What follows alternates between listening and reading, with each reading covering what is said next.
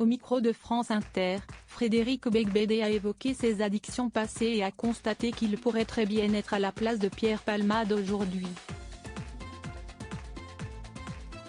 Frédéric Beigbeder n'a jamais caché qu'il avait été un grand consommateur de cocaïne. Il s'était ainsi confié sur ses adieux à cette drogue dure dans les colonnes de l'Obs, en juin dernier.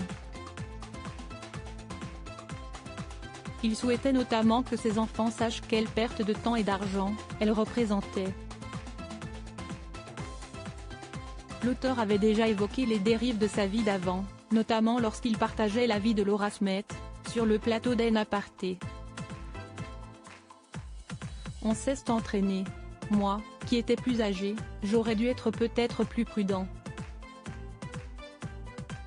J'étais dans une phase de ma vie où je pratiquais un certain basculement nocturne, reconnaissait-il, alors qu'il avait noté dans son ouvrage que c'était un miracle qu'il soit encore en vie. Frédéric Beigbeder fait son mea culpa invité dans l'émission de Sonia De Villers sur France Inter pour la promotion de son nouvel ouvrage Confession d'un hétérosexuel légèrement dépassé. Frédéric Beigbeder est revenu sur l'affaire Pierre Palmade. On ne guérit jamais, a-t-il indiqué à propos de la cocaïne, notant qu'il aurait pu être à la place de l'humoriste aujourd'hui.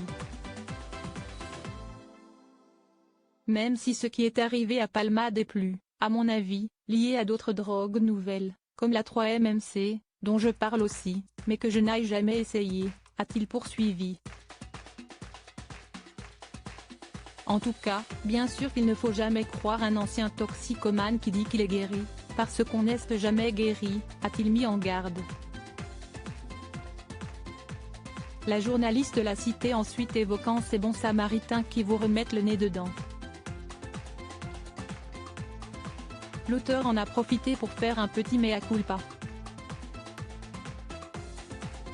Si est-il comme une confrérie de gens qui se font du mal en groupe. Si est-il quelque chose que j'essaie de décrire, parce que je crois qu'à une époque j'ai des personnages de mes romans, qui ont pu donner de mauvaises idées. Point. Si est-il vrai que si est-il un sujet très grave, a-t-il regretté. Des mises en garde jamais entendues par Pierre Palmade. Jean-Marie Bigard, proche de Pierre Palmade, avait justement évoqué les nombreuses mises en garde que les proches de l'humoriste lui avaient faites en vain. Tous les amis de Pierre, tous ceux qui l'ont côtoyé sans exception, lui ont dit « Pierre, arrête ». Et on s'est tout cassé les dents. Il dit « Non, je fais ce que je veux, arrêtez de me dire ce que je dois faire ». Il a survécu à tout ça, et puis là, si est-il la grosse punition, il n'y a plus rien à faire, constatait-il avec amertume sur le plateau de TPMP.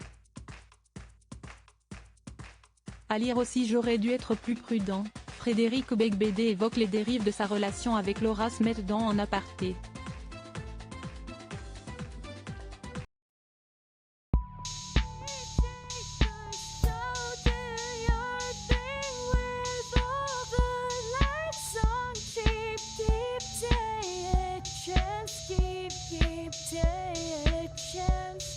You can just keep